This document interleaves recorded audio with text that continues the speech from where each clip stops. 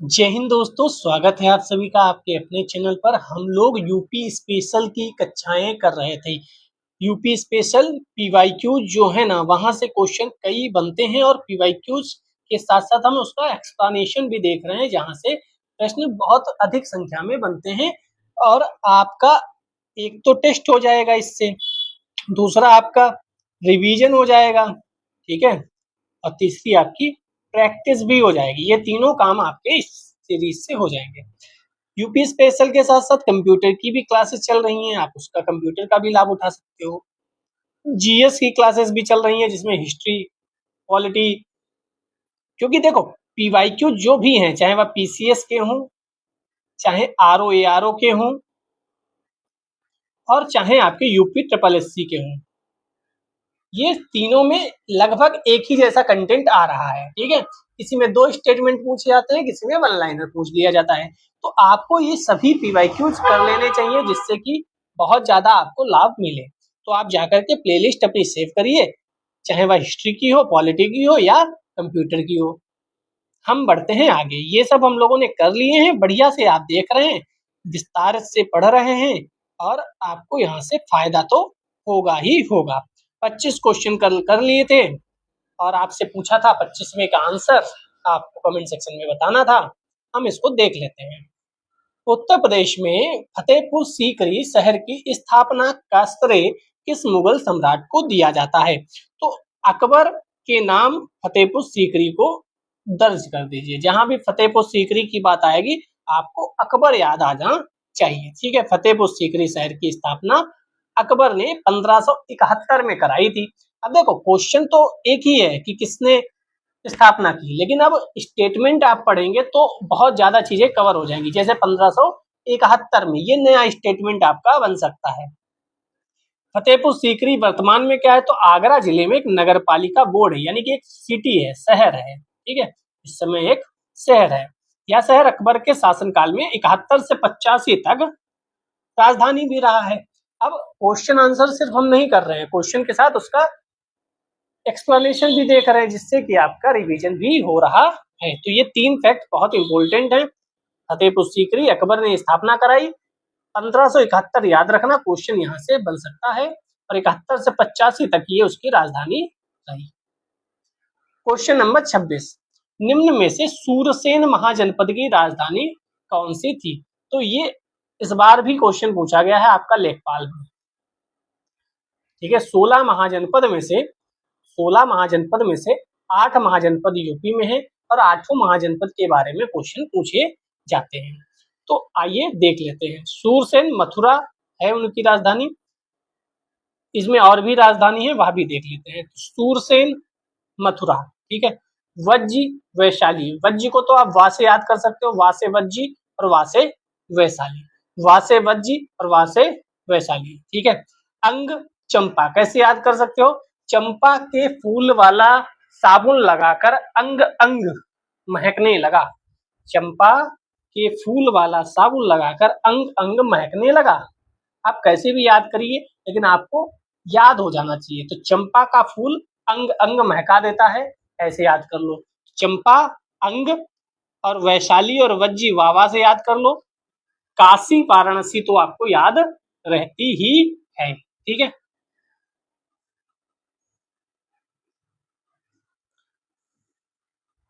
आप मथुरा को याद कर सकते हो, एक भजन है कि बहुत दूर नगरी कैसे आऊं मैं कन्हई तेरी गोकुल नगरी। तो दूर नगरी से, दूर से सूर्य याद कर लो, सूरसेन, दूर से सूर्य याद कर लो, और गोकुल की बात हो रही है, यानी मथुरा की बात हो रही है।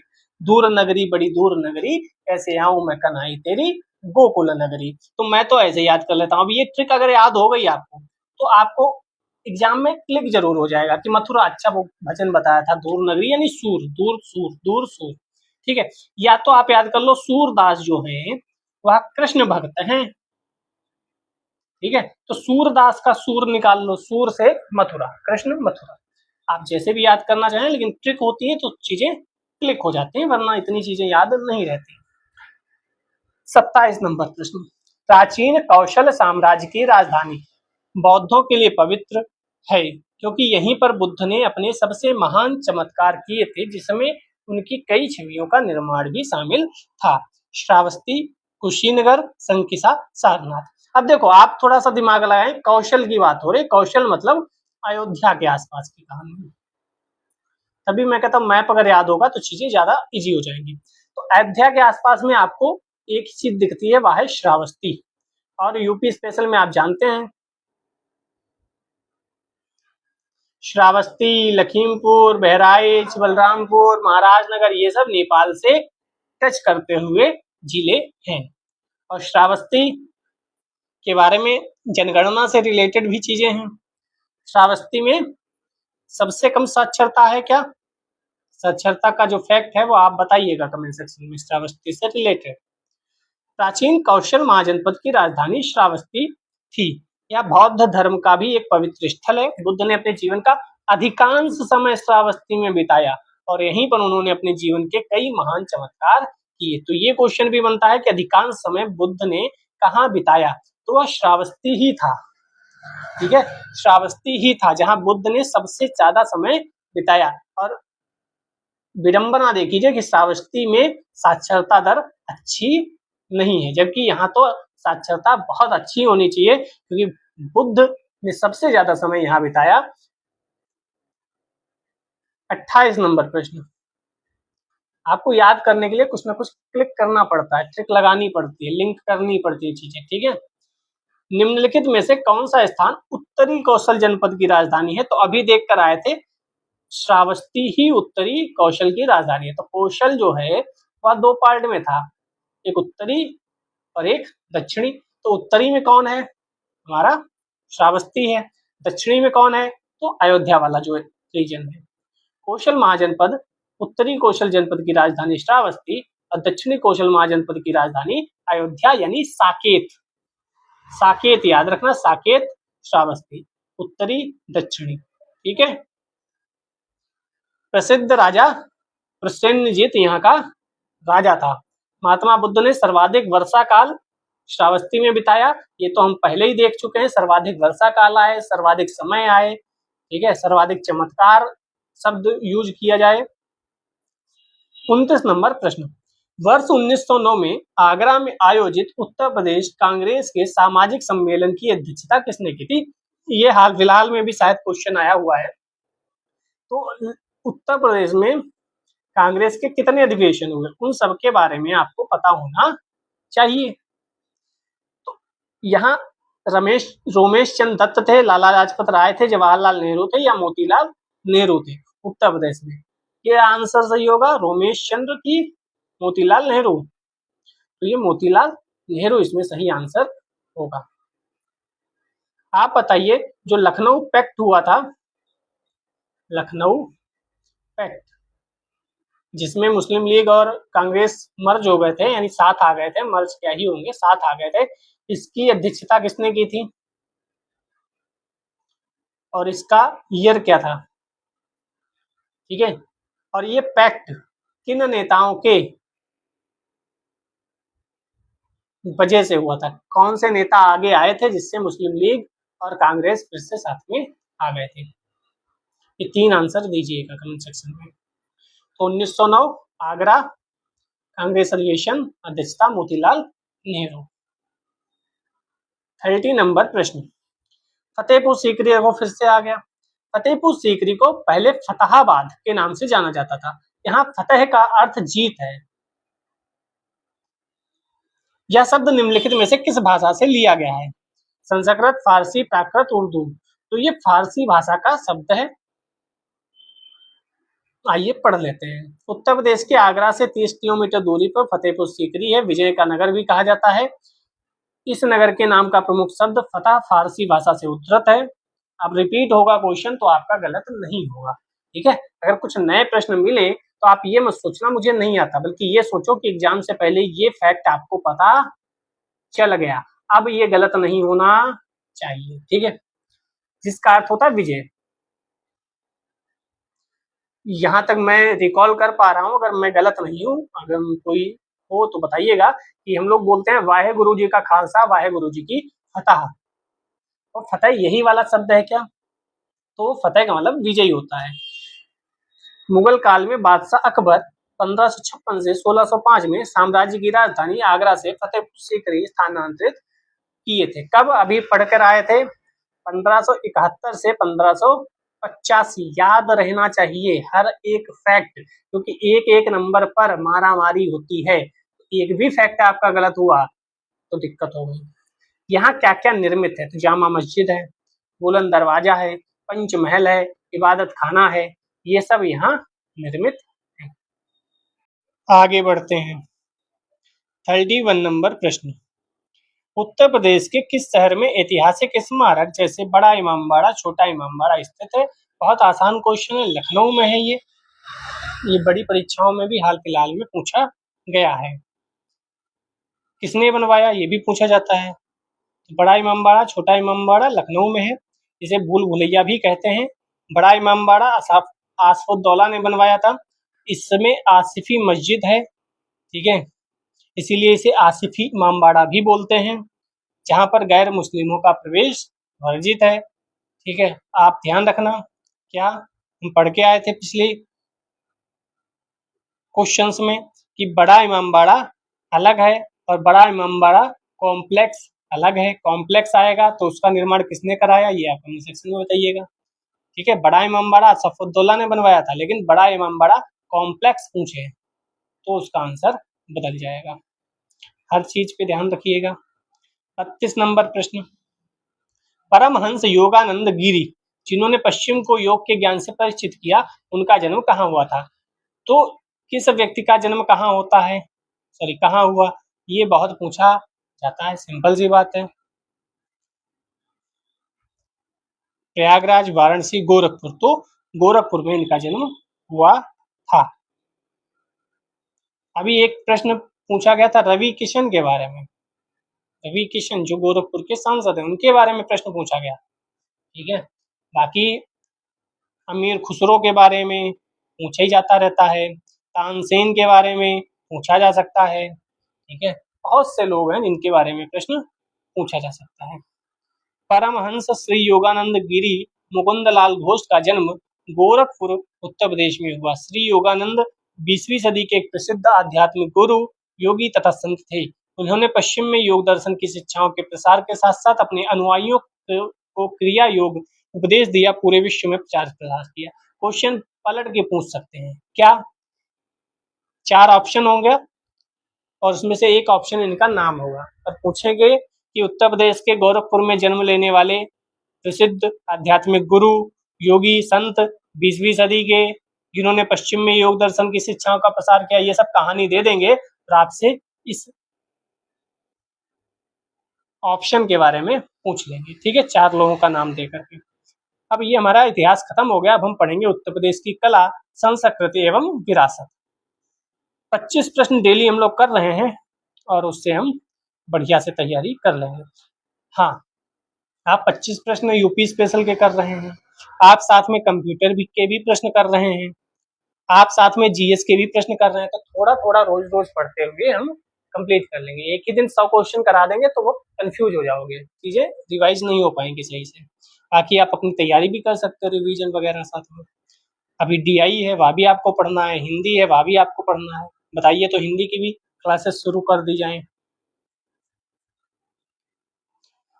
लखनऊ चित्रकला शैली का विकास अवध के किस नवाब के अधीन हुआ? ये भी क्वेश्चन इंपॉर्टेंट है।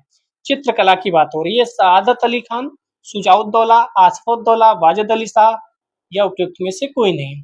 तो ये आसफुद्दौला के समय चित्रकला की बातें आपको याद रखनी है। लखनऊ चित्रकला शैली का विकास अवध के नवाब आसफुद्दौला के अधीन हुआ। लखनऊ में चित्रकला की वास एवं टप्पा के नाम से 2 शैली विकसित है। तो ये 2 शैली कौन सी है ये भी पता होना चाहिए, वास एवं टप्पा।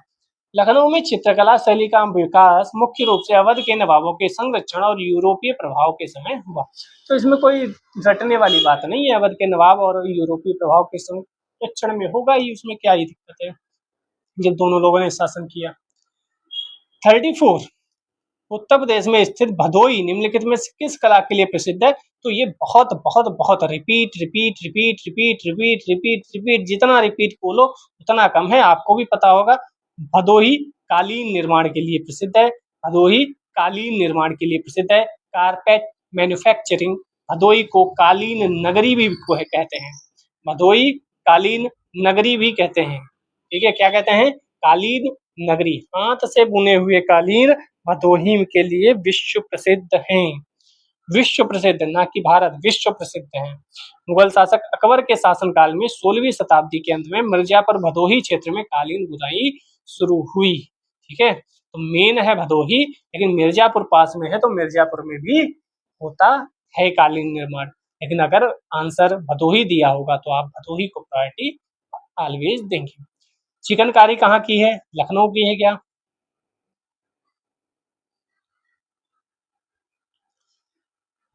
थर्टी फाइव बड़ा क्वेश्चन है, ध्यान से पढ़िएगा।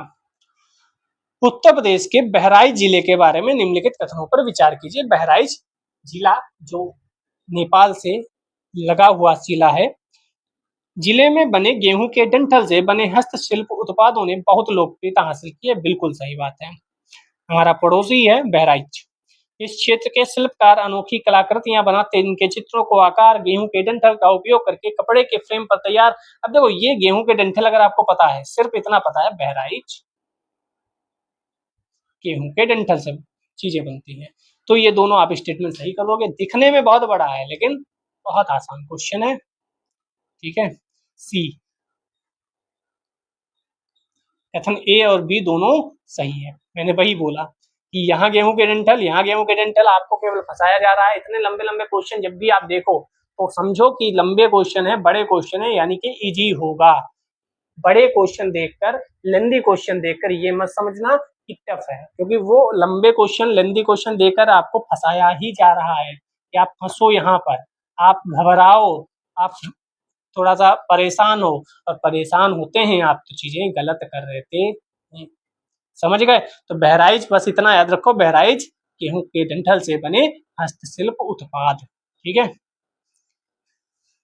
बहराइच देवीपाटन जिले के दक्षिणी पूर्वी भाग में स्थित है। मैंने बोला भाई नेपाल से सटा हुआ है, तो नेपाल से सटा हुआ दक्षिण में कैसे होगा? उत्तर में होगा, सिंपल सी बात है।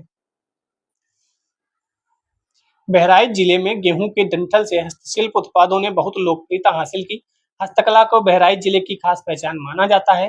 क्षेत्र के शिल्पकार अनोखी कलाकृतियां बनाते हैं, कपड़े के फ्रेम पर तैयार किया जाता है। ठीक है, बहराइच देवी पाटन मंडल के उत्तर पूर्वी भाग में आता है। देखो, अब रटना नहीं है, आपको पता है। क्या पता है? आपको पता है बहराइच यहाँ ऊपर आता है। अब ऊपर आता है तो ऊपर, ये इसके ऊपर तो कुछ हो ही नहीं सकता ना, क्योंकि इसके ऊपर तो नेपाल है। नेपाल है ऊपर, तो ये दक्षिण में कैसे होगा? बहराइच दक्षिण में तो हो ही नहीं सकता। यूपी के भी दक्षिण में नहीं होगा, किसी भी राज्य के, सॉरी, किसी भी जिले के दक्षिण में नहीं हो सकता बहराइच, क्योंकि बहराइच नेपाल से लगता है, और नेपाल से लगता है तो वह सबसे ऊपर होगा। ठीक है, तो ये कॉमन सेंस से भी सही कर सकते थे। मैप अभी भी नहीं है आपके पास, 100 रुपए खत्म करिए और मैप एक खरीद के सामने लगा लीजिए, बहुत इंपॉर्टेंट है ये। 36 नंबर प्रश्न, और मैंने ये सब रटा नहीं है कि कौन किसके दक्षिण में पूर्व में, बस मैप, कि आपको पता हो ये चीज यहाँ पे है, दैट्स इट। उत्तर प्रदेश में पत्थर शिल्प के लिए इस्तेमाल की जाने वाली एक लोकप्रिय सामग्री, बहुत आसान है, कडप्पा पत्थर। ठीक है, क्योंकि पत्थर शिल्प के लिए बोला है, कोई स्पेशल नहीं बताया, तो पत्थर ये भी हो सकता है, पत्थर ये भी हो सकता है, संगमरमर भी हमारे यहाँ है, तो उपयुक्त सभी। ठीक है, उत्तर प्रदेश में पत्थर शिल्प के प्रयोग की जाने वाली लोकप्रिय सामग्री कडप्पा पत्थर, शोप स्टोन, संगमरमर, ये सभी हैं। ठीक है, पत्थर शिल्प का समृद्ध इतिहास रहा है। लाल बलुआ पत्थर से तो हमारी कई इमारतें बनी हुई हैं, चाहे लाल बलुआ पत्थर हो चाहे संगमरमर हो, ये दोनों तो आप इतिहास में भर भर के पढ़ते हो। ठीक है, 37 नंबर प्रश्न, प्रसिद्ध हस्तियों और उत्तर प्रदेश में उनके जन्म स्थानों के निम्नलिखित में से कौन सी जोड़ी गलत है? एक प्रश्न आपका ये गलत जरूर कराता है, क्योंकि आप प्रश्न सही से नहीं पढ़ते, और आपका प्रश्न सही ना पढ़ना आपके 1-2 नंबर जरूर खराब कर देता है। इसीलिए आपको सबसे पहले प्रश्न को सही से पढ़ना चाहिए, भले 2 सेकंड ज्यादा लग जाए, लेकिन प्रश्न सही से पढ़िए, और जहां गलत लिखा है उसे सर्किल करिए, या उसे हाईलाइट करिए, या अंडरलाइन करिए। एग्जाम में हाईलाइट तो नहीं कर सकते, लेकिन आप ऐसे सर्कल बनाना शुरू कर दीजिए और ये हैबिचुअल हो जाइए। आप ये मत सोचो एग्जाम में कर लेंगे, नहीं नहीं, एग्जाम में कुछ नहीं होता। पंडित रविशंकर वाराणसी, नवाजुद्दीन सिद्दीकी मुजफ्फरनगर, सौरभ शुक्ला गोरखपुर, सौरभ शुक्ला, मुजफ्फर अली प्रयागराज। तो डी ही गलत है, बाकी तीनों तो सही है और डी गलत है, इसीलिए आंसर डी होगा। ठीक है, अब हम सही सुमेलित कर लेते हैं और ये रिपीट हो सकते हैं, बहुत इंपॉर्टेंट हैं, चाहे वह पंडित रविशंकर हो वाराणसी, नवाजुद्दीन सिद्दीकी मुजफ्फरनगर, नवाजुद्दीन सिद्दीकी को आप जानते होंगे, सौरभ शुक्ला गोरखपुर। सौरभ शुक्ला जी को भी आपने मूवीज में, वेब सीरीज में बहुत देखा होगा, बहुत ही बढ़िया एक्टर हैं। भले आप ना जानते हो, लेकिन सौरभ शुक्ला को सर्च करिए, उनका चेहरा देखिए, आपको याद हो जाएगा, अच्छा ये है और ये है, तो ये गोरखपुर में है। ठीक है, तो सौरभ शुक्ला जी के बारे में पढ़ लीजिए, कहाँ के हैं। एक बार पिक्चर देख लोगे ना तो चीजें याद हो जाती हैं। रविशंकर जी की पिक्चर देख लो एक बार, नवाजुद्दीन सिद्दीकी की पिक्चर देख लो। जब भी आप नोट्स पढ़ें कि कौन सी हस्ती कहाँ है, तो गूगल पे उनका फोटो देखते रहें, फोटो से जल्दी याद होगा। मैं बता रहा हूँ, आप नहीं करोगे, आपको लगेगा टाइम बहुत लगता है, तो कोई बात नहीं भाई, जो कर लेगा उसके लिए फायदेमंद हो जाएगा। मुजफ्फर अली लखनऊ में। 38 नंबर प्रश्न, बहुत बढ़िया क्वेश्चन है, ऐसे क्वेश्चन आएंगे। अब देखो, ये वाले बहुत आसान होते हैं। हम भदोही पढ़ के आए, कालीन भदोही में है, कालीन भदोही में है, तो देखो एक का बी कहाँ है, सॉरी 4 का बी कहाँ है, 4 का बी एक ही जगह है, हमें आंसर मिल गया। तो देखो 4 का बी एक ही जगह है, यहाँ सी है नहीं, ए है नहीं, ए है नहीं, आंसर मिल गया। ठीक है, wall hanging Ghazipur, Ghazipur wall hanging Ghazipur.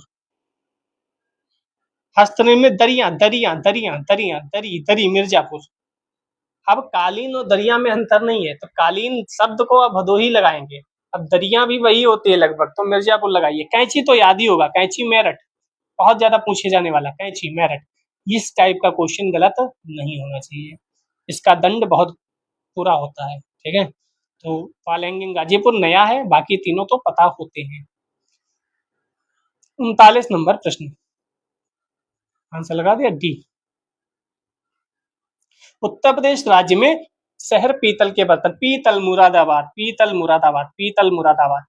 कितनी बार पूछा गया है बताने की आवश्यकता नहीं है, आप मतलब मल्टीपल टाइम्स हो सकता है ये एग्जाम देने जा रहे हैं उसी में टपक जाए। पीतल नगरी मुरादाबाद, कालीन नगरी भदोही, बहुत आसान चीजें हैं। तो मुरादाबाद में क्या है, पीतल के बर्तन।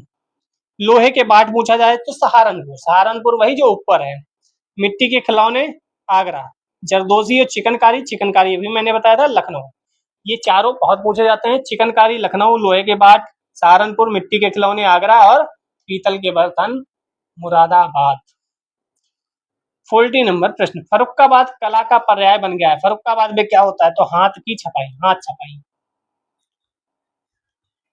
फर्रुखाबाद हाथ छपाई के लिए जाना जाता है।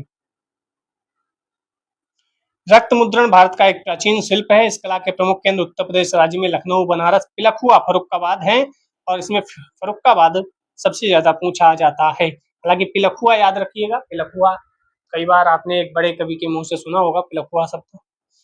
पिलखुआ जगह देखते हैं कौन बताएगा, पिलखुआ किस बड़े कवि के मुख से आपने सुना है पिलखुआ शहर के बारे में, पिलखुआ स्थान के बारे में।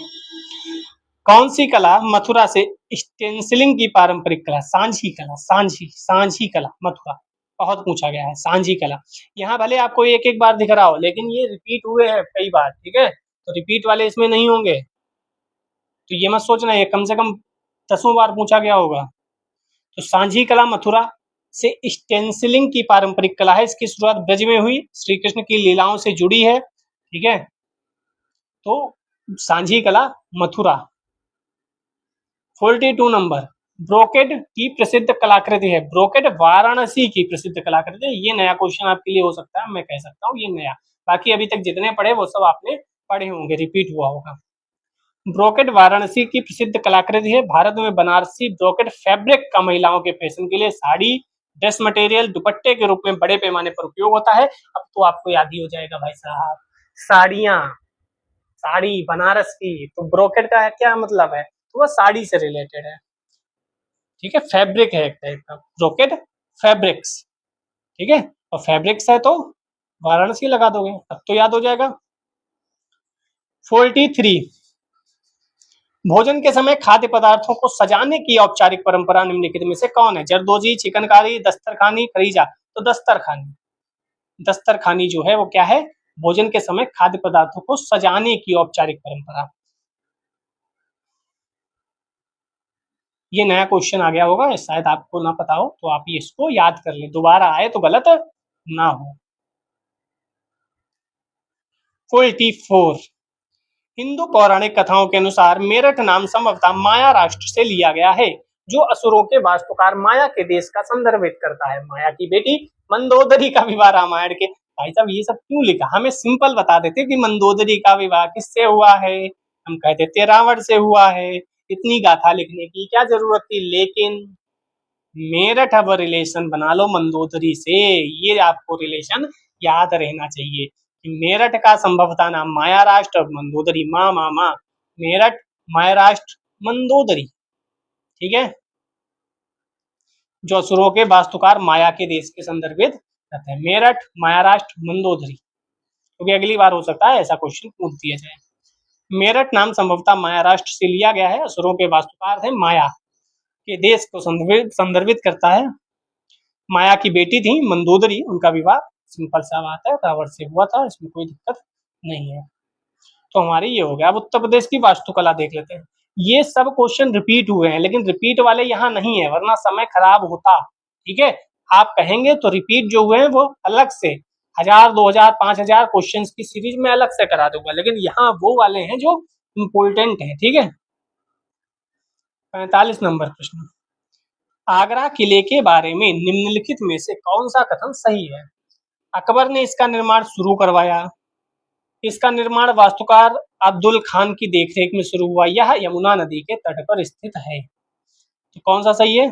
सी, ए और सी सही है, ठीक है, बी गलत है।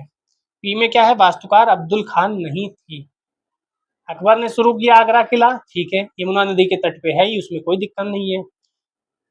तो आगरा किले का निर्माण मुगल बादशाह अकबर ने शुरू कराया, निर्माण अकबर स्वयं अपनी ही देखरेख में करवाया था, यमुना नदी के तट पर है, स्वयं अकबर ने अपनी देखरेख में आगरा किले का निर्माण कराया है उसने। ठीक है, 46 नंबर प्रश्न, बुलंद दरवाजा के बारे में निम्नलिखित में से कौन सा कथन गलत है? जैसे ही गलत आया हमने उसको अंडरलाइन किया। इसे मुगल सम्राट अकबर ने बनवाया था, बिल्कुल सही बात है। इसे पेशावर पर अकबर की जीत, पेशावर पर क्या अकबर की जीत थी? नहीं साहब, कहाँ थी जीत? गुजरात की जीत थी, गुजरात की जीत, गुजरात, तो ये तो गलत है। यह दुनिया का सबसे ऊंचा प्रवेश द्वार है, यस। या फतेहपुर सीकरी का मुख्य प्रवेश द्वार है, यस। तो ये तीनों स्टेटमेंट आपको पता होने चाहिए।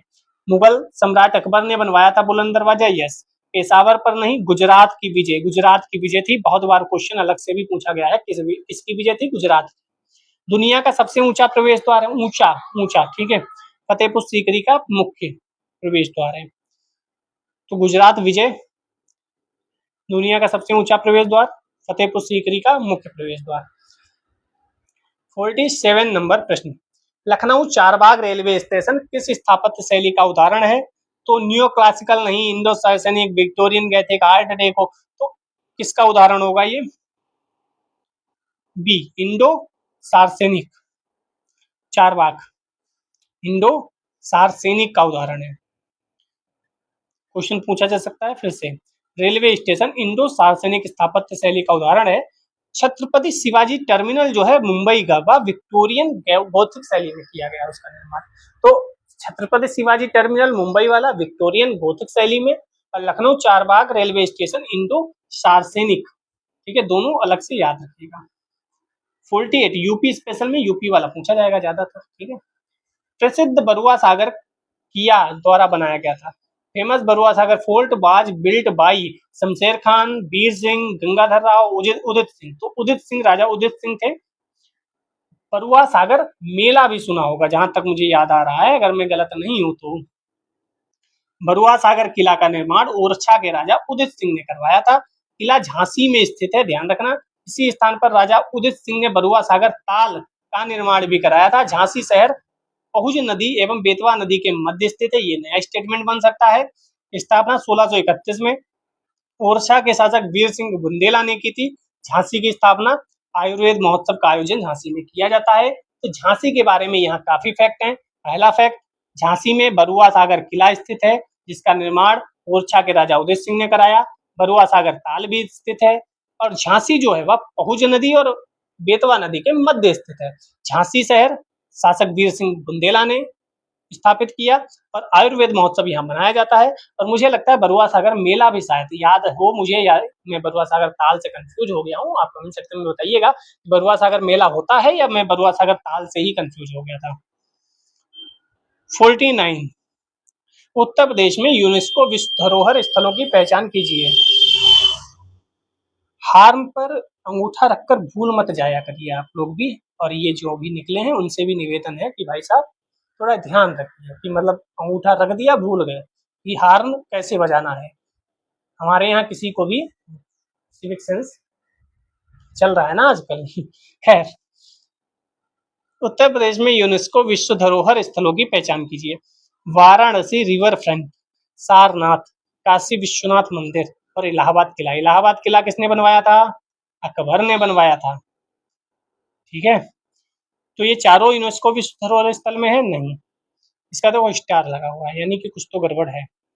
आइए देखते हैं पहले तो एक्सप्लेनेशन। यूनेस्को की विश्व धरोहर सूची में इस समय 44 स्थल शामिल हो गए हैं। ठीक है, सबसे ज्यादा स्थल शायद इटली के हो गए हैं। करंट अफेयर्स अगर आप अपडेट होंगे तो 71 या कुछ समथिंग। उत्तर प्रदेश की 3 साइट शामिल है, कौन कौन सी? आगरा का किला 1983, ईयर भी याद रखना। फतेहपुर सीकरी 1986, ताजमहल 1983। तो दो 1983 के हैं, आगरा ताजमहल, और आगरा के पास में फतेहपुर सीकरी है, तो उसको याद रखो। देखो मैं हमेशा लिंक कर लेता हूँ चीजें। आगरा ताजमहल एक ही जगह है, आगरा में ही ताजमहल है, तो ये दोनों 1983। ठीक है, फिर मान लो आगरा से चलते हुए यूनेस्को वाले थोड़ा आगे बढ़े, फतेहपुर सीकरी मिल गया, तो 3 साल बाद 1986 में फतेहपुर सीकरी को कर दिया। फिर वो थक गए चले गए। तो उत्तर प्रदेश के इतने ही हैं। इस सूची में जो भी दिए गए हैं वो कोई नहीं है, ना वाराणसी रिवर फ्रंट है, ना सारनाथ है, ना काशी विश्वनाथ है, ना इलाहाबाद का किला है। तो आप इसमें आंसर दे सकते हैं उपयुक्त में से कोई नहीं। जुलाई 2025 में मराठा सैन्य परिदृश्य को शामिल किए जाने के बाद अब हमारी संख्या 44 हो गई है। मैंने सही बताया क्या? उत्तर प्रदेश में यूनेस्को विश्व धरोहर स्थलों की पहचान कीजिए। वाराणसी रिवर फ्रंट नहीं है, सारनाथ नहीं है, काशी विश्वनाथ टेम्पल नहीं है, इलाहाबाद किला भी नहीं है। तो ई होना चाहिए ना उपयुक्त में से कोई नहीं।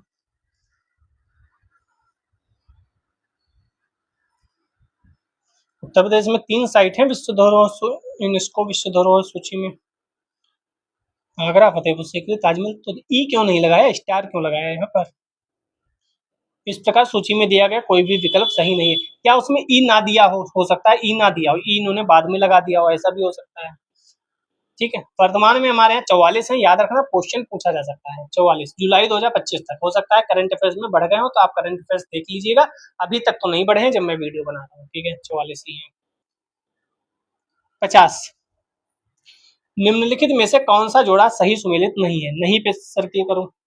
मेहताब बाग, शंकर विमान मंडपम, मेहताब बाग Lucknow, Shankar Viman Mandapam Prayagraj, Lal Qila Agra, green park stadium Kanpur. तो कौन सा सही सुमेलित नहीं है? ए सही सुमेलित नहीं है। जो मेहताब बाग है वह लखनऊ में नहीं है, कहाँ है? ग्रीन पार्क स्टेडियम तो बहुत सुना होगा, मैच होते रहते हैं क्रिकेट के। मेहताब बाग आगरा में है, शंकर विमान मंडपम प्रयागराज, लाल किला पता ही है, ग्रीन पार्क स्टेडियम पता ही है कानपुर, ग्रीन पार्क स्टेडियम।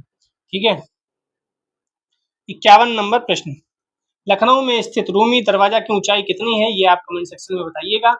और आज 25 क्वेश्चन यहीं समाप्त होते हैं। आप कंप्यूटर की भी क्लासेस लीजिए, आप हिस्ट्री पॉलिटी भी देखिए, वह यूपी पीसीएस नाम से उस पर बना होगा थंबनेल, लेकिन आप वह भी पढ़िए, वह भी फायदेमंद है आपके लिए, वो कोई और हिस्ट्री नहीं है।